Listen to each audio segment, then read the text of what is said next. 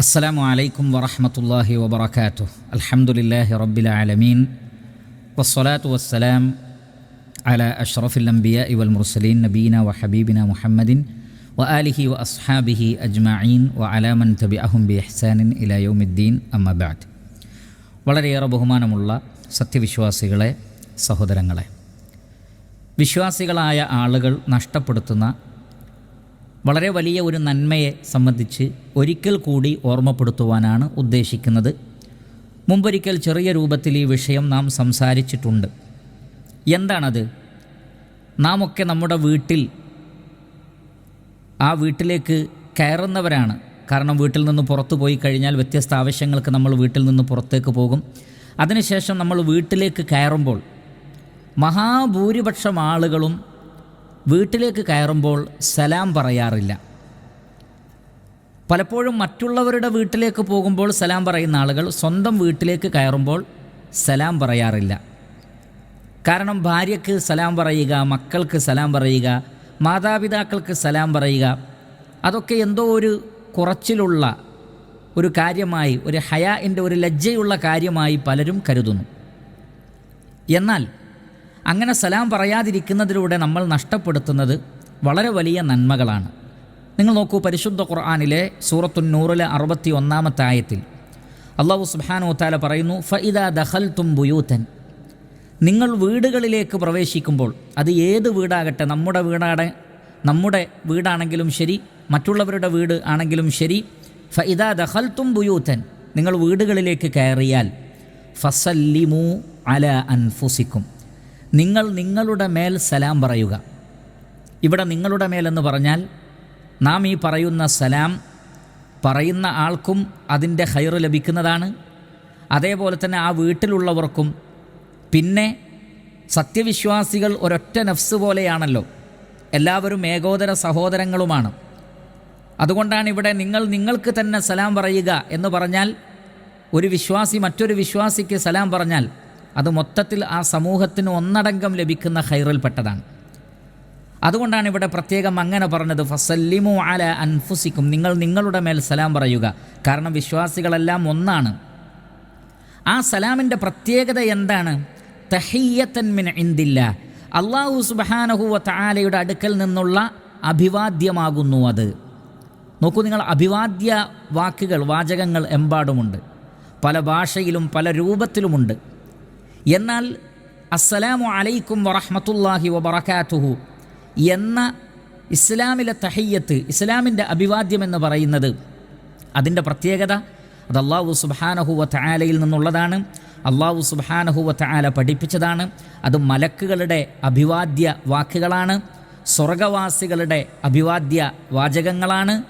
മാത്രമല്ല അസ്സലാം എന്നുള്ളത് അല്ലാഹു സുബ്ഹാനഹു വ തആലയുടെ പേരുകളിൽപ്പെട്ട ഒരു പേരുമാണ്.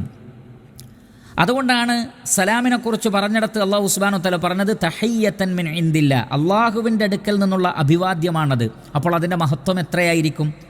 മാത്രമല്ല മുബാറകത്തൻ, അത് അനുഗ്രഹീതമായ ഒരു അഭിവാദ്യമാണ്.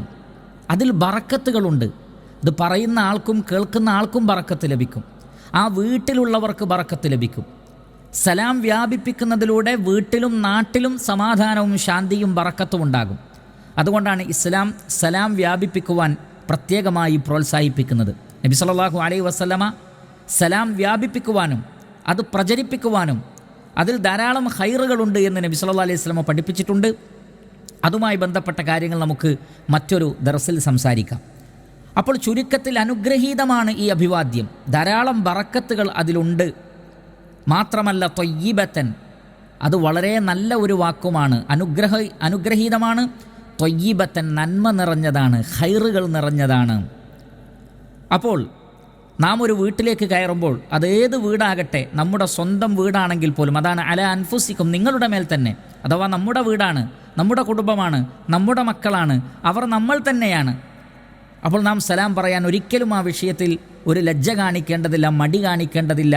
ആ സുന്നത്ത്, വളരെ പ്രധാനപ്പെട്ട ആ സുന്നത്ത് നമ്മൾ വിട്ടുപോകാൻ പാടില്ലാത്തതാണ്. അങ്ങനെ സലാം പറഞ്ഞാലുള്ള നേട്ടങ്ങൾ എന്താണ്? ആ നേട്ടങ്ങളിൽ ചിലത് ഈ ആയത്തിൽ നിന്ന് തന്നെ മനസ്സിലാക്കാൻ സാധിച്ചു. കാരണം ഈ അഭിവാദ്യം ത്വയ്യിബത്താണ്. കാരണം അത് കേൾക്കുന്ന ആളുകൾക്ക് മനസ്സിൽ സന്തോഷമുണ്ടാകും, സമാധാനമുണ്ടാകും. കാരണം അൽ കലിമു ത്വയ്യിബിൽപ്പെട്ടതാണത്, നല്ല വാക്കുകളിൽപ്പെട്ടതാണ്. നല്ല വാക്ക് ആകാശലോകത്തേക്ക് ഉയർത്തപ്പെടും. ആ നല്ല വാക്കിലൂടെ വിശ്വാസികളുടെ മനസ്സിൽ സന്തോഷമുണ്ടാകും, ആഹ്ലാദമുണ്ടാകും, പോസിറ്റീവായ ചിന്തകളുണ്ടാകും, അവരുടെ ദുഃഖങ്ങളും പ്രയാസങ്ങളും നീങ്ങും. അതേപോലെ തന്നെ മുബാറക്കത്തൻ, അതൊരു അനുഗ്രഹീതമായ വാക്കാണ്, അഭിവാദ്യമാണ്. കാരണം അതിൽ ബറക്കത്തുണ്ട്, അതൊരു ദുആ കൂടിയാണ്. അള്ളാഹുവിൻ്റെ രക്ഷയും സമാധാനവും തേടുകയാണ്. ആ ദുആക്ക് ഉത്തരം ലഭിക്കും. ആ ദുആക്ക് ഉത്തരം ലഭിച്ചാൽ ആ വീട്ടിൽ അതേപോലെ തന്നെ ആ ആളുകൾക്കൊക്കെ ബറക്കത്തുണ്ടാകും. ഇതൊക്കെ അതിൻ്റെ ഖൈറാണ്. അതിന് പുറമെ നിങ്ങൾ നോക്കൂ, ഇമാം ഇബ്നു ഹിബ്ബാൻ റഹ്മത്തുള്ളാഹി അലൈഹി അദ്ദേഹത്തിൻ്റെ സ്വഹീഹിൽ അബൂ ഉമാമ റളിയല്ലാഹു അൻഹുവിൽ നിന്ന് ഉദ്ധരിക്കുന്ന ഹദീസിൽ കാണാം, അന്ന റസൂലുള്ളാഹി സ്വല്ലല്ലാഹു അലൈഹി വസല്ലമ ഖാൽ, അള്ളാഹുവിൻ്റെ റസൂൽ പറഞ്ഞത്, സലാസത്തുൻ കുല്ലുഹും ളാമിനുൻ അലല്ലാഹ്, 3 വിഭാഗം ആളുകൾ, ആ 3 വിഭാഗവും അള്ളാഹു സുബ്ഹാനഹു വ തആലയുടെ സംരക്ഷണത്തിലായിരിക്കുമെന്നാണ്. അള്ളാഹുവിൻ്റെ സംരക്ഷണത്തിലായിരിക്കും. ആരൊക്കെയാണത്? ഇൻ ആശ റുസിഖ വകുഫിയ, ആ 3 വിഭാഗം ആളുകൾ, അവർക്ക് ഇവിടെ എത്രയാണോ ആയുസ് ലഭിക്കുന്നത് ആ ആയുസ്സിലൊക്കെ അവർക്ക് ഉപജീവനവും ലഭിക്കും, മതിയായ രൂപത്തിലുള്ള കാര്യങ്ങളൊക്കെ അള്ളാഹുവിൽ നിന്ന് അവർക്ക് ലഭിക്കും. വ ഇൻ മാത അദ്ഖലഹുല്ലാഹുൽ ജന്ന, അവർ മരണപ്പെട്ടാൽ അള്ളാഹു അവരെ സ്വർഗത്തിൽ പ്രവേശിപ്പിക്കുകയും ചെയ്യും. അപ്പോൾ 3 സ്വഭാവക്കാരായ ആളുകൾ, അവർ ഈ ദുനിയാവിൽ ജീവിക്കുന്ന കാലത്തോളം, അതാണ് ഇൻ ആശ റുസിഖ വകുഫിയ, ഈ ദുനിയാവിൽ ജീവിക്കുന്ന കാലത്തോളം റിസ്ഖിൽ ബറക്കത്തുണ്ടാകും, മതിയാവുന്ന തൃപ്തിപ്പെടുന്ന ഒരവസ്ഥ അവർക്ക് ജീവിതത്തിൽ ഉണ്ടാകുകയും ചെയ്യും. ഇനി അവർ മരണപ്പെട്ടാലോ അദ്ഖലഹുല്ലാഹുൽ ജന്ന, അള്ളാഹു അവരെ സ്വർഗത്തിൽ പ്രവേശിപ്പിക്കും. എല്ലാം ഖൈറ് തന്നെ. ആരൊക്കെയാണത്? 1, മൻ ദഖല ബൈതഹു ഫസല്ലം, സ്വന്തം വീട്ടിലേക്ക് കയറുമ്പോൾ സലാം പറയുക. നോക്കൂ, ഒരു വിഭാഗം അതാണ്, സ്വന്തം വീട്ടിലേക്ക് കയറുമ്പോൾ സലാം പറയുന്നവരെ അള്ളാഹു സംരക്ഷിക്കും, അവർക്ക് റിസ്ഖ് നൽകും, അവർക്ക് തൃപ്തികരമായൊരു സാഹചര്യം അള്ളാഹു ഉണ്ടാക്കും. ഫഹുവ ളാമിനുൻ അലല്ലാഹ്, ആ വ്യക്തി അള്ളാഹുവിൻ്റെ മേൽ ലമാനുള്ള ഗ്യാരണ്ടിയുള്ള, അഥവാ അള്ളാഹു സംരക്ഷിക്കുന്നതാണ്. അതേപോലെ തന്നെ വമൻ ഖറജ ഇലൽ മസ്ജിദി, പള്ളിയിലേക്ക് നമസ്കരിക്കാൻ, ജമാഅത്ത് നമസ്കരിക്കാൻ വേണ്ടി പള്ളിയിലേക്ക് പോകുന്ന ആളുകൾ, ഫഹുവ ളാമിനുൻ അലല്ലാഹ്, അവരും അള്ളാഹുവിൻ്റെ സംരക്ഷണത്തിലാണ്. വമൻ ഖറജ ഫീ സബീലില്ലാഹി ഫഹുവ ളാമിനുൻ അലല്ലാഹ്, അള്ളാഹുവിൻ്റെ മാർഗത്തിൽ യുദ്ധത്തിന് വേണ്ടി ഇറങ്ങിപ്പുറപ്പെടുന്ന ആളുകളും അള്ളാഹുവിൻ്റെ സംരക്ഷണത്തിലാണ്. അപ്പോൾ ആ 3 വിഭാഗത്തിൽ 1 വീട്ടിലേക്ക് കയറുമ്പോൾ സലാം പറയലാണ്.